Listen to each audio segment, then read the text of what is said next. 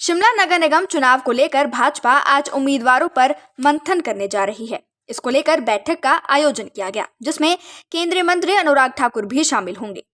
अनुराग ठाकुर ने कहा कि 3 महीने में ही कांग्रेस सरकार की लोकप्रियता कम हो गई है और लोग सरकार से नाराज है। वहीं सरकार अपनी साख बचाने के लिए नगर निगम चुनाव में ओछे हथकंडे अपनाने का प्रयास कर रही है। उन्होंने कहा कि जिन दावपेच को लेकर कांग्रेस जानी जाती है, वो नगर निगम चुनावों में अपनाए जा रहे हैं।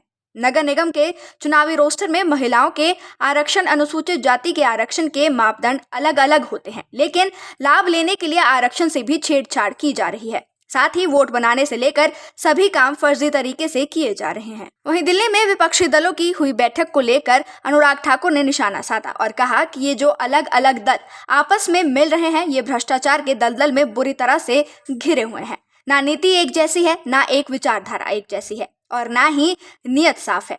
ये केवल अपनी साख बचाने के लिए, जीत दर्ज करने के लिए एक साथ आने का प्रयास कर रहे हैं। ये पहली बार नहीं हुआ है, बल्कि कई बार एक साथ आए हैं। ये जो अलग अलग दल मिले हैं, ये भ्रष्टाचार के दल में बुरी तरह से घिरे हुए हैं, डूबे हुए हैं। और मैं तो पहले भी कहता हूं, ना इनकी नीति साफ, ना कोई नीतियां एक जैसी हैं, ना विचारधारा एक जैसी है और ना नीयत साफ है।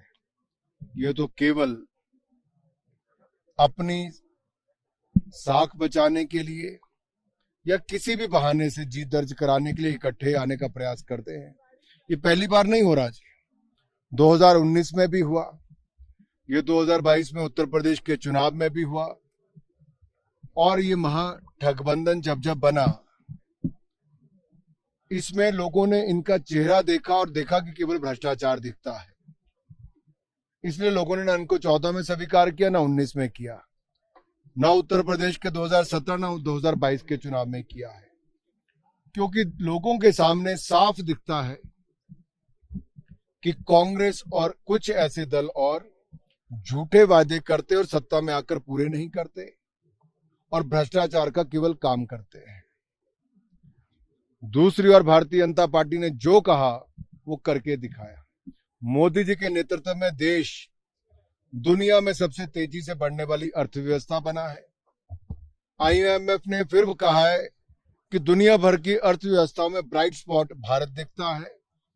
स्टील में नंबर 1, मैन्युफैक्चरिंग में, दूध उत्पादन में नंबर 1 देखा जाए, इकोनॉमी में हम 5वें नंबर पर आकर खड़े हो गए, 5वीं सबसे बड़ी अर्थव्यवस्था बनकर खड़ी हुई। मोबाइल मैन्युफैक्चरिंग में हम दुनिया के दूसरे सबसे बड़े मैन्युफैक्चरर बन गए। आप किसी भी क्षेत्र में देखेंगे, भारत एक के बाद दूसरे स्थान पर आगे आया है। तीसरा सबसे बड़ा स्टार्टअप इकोसिस्टम बनकर तैयार खड़ा हुआ है। तो मोदी जी के नेतृत्व में जहां देश की अर्थव्यवस्था आगे बढ़ी, कोविड को प्रबंधन लेकर पूरी दुनिया ने प्रशंसा की है और ऑपरेशन गंगा और ऑपरेशन दोस्त, यानी कि यूक्रेन से विद्यार्थियों को बचाकर लाना, उसकी सराहना हुई है। तो दूसरी ओर ऑपरेशन दोस्त में टर्की और सीरिया में सबसे पहले मदद पहुंचाने वालों में भारत पहुंचा। आज भारत मदद मांगने वाला नहीं, भारत मदद पहुंचाने वालों में से है। सचिन पायलट के अनशन पर बैठने पर अनुराग ने कहा कि अशोक गहलोत की सरकार भ्रष्टाचार के लिए जानी जाती है। राजस्थान में कानून व्यवस्था चरमरा गई है। महिलाओं के साथ उत्पीड़न होने जैसी घटनाएं वहां पर हो रही है और पुलिस हाथ पर हाथ रखकर बैठी हुई है। कई स्कैम, पेपर लीक के सामने आ चुके हैं और वैक्सीन में भी जो भ्रष्टाचार हुए हैं, उसमें राजस्थान सबसे आगे है। देखिए, अशोक गहलोत जी की सरकार तो केवल भ्रष्टाचार के लिए जानी गई, कानून व्यवस्था चरमरा गई, महिलाओं के साथ उत्पीड़न होना और सर कलम कर देने जैसी घटनाएं वहां पर होना, हाथ पर हाथ रखकर पुलिस वहां की बैठी रही। एक नहीं, अनेक स्कैम वहां पर पेपर लीक के हुए, जॉब घोटाले में उनके ही मंत्री और परिवारों के नाम आए, वैक्सीन की जो भ्रष्टाचार हुआ वो राजस्थान उसमें सबसे आगे नजर आया। अशोक गहलोत जी की सरकार, कांग्रेस भी उनसे छुटकारा पाना चाहती थी लेकिन नहीं पा पाई। सचिन पायलट ने तो पहले भी मोर्चा खोला था लेकिन कदम पीछे हटा लिए थे।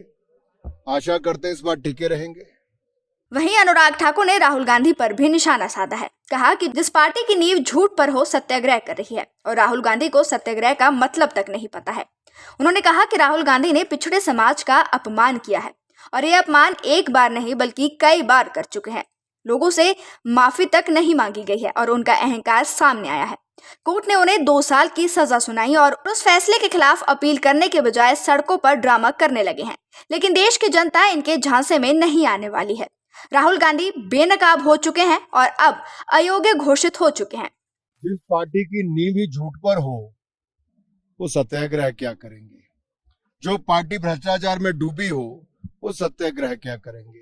जिनको सत्याग्रह का मतलब ही पता ना हो श्रीमान राहुल गांधी जी को, वो सत्याग्रह क्या करेंगे? उनके लिए तो आप समझते हैं ना सत्याग्रह क्या? जरा वीडियो दिखाना उनका पुराना। राहुल गांधी जी ने पिछड़े समाज का अपमान किया, एक बार नहीं बार बार किया। माफी मांगना तो दूर, अहंकार उनका सबके सामने नजर आया। और कोर्ट ने जब उनको 2 साल का दंड दिया उसी समय वो अयोग्य घोषित हो गए थे। उसी क्षण उसी पल अपील करने की बजाय ड्रामा रचने का काम किया। न संसद चलने दी और सड़कों पर भी ड्रामा करते रहे। लोग इनके झांसों में नहीं आने वाले। कांग्रेस की पोल खुल चुकी है। राहुल गांधी बेनकाब हो चुके हैं। वो अनफॉर्चुनेट एमपी अपने आप को कहते थे, अयोग्य घोषित हो चुके हैं। अब अनफॉर्चुनेट क्या, फॉर्चुनेटली एमपी नहीं रहे।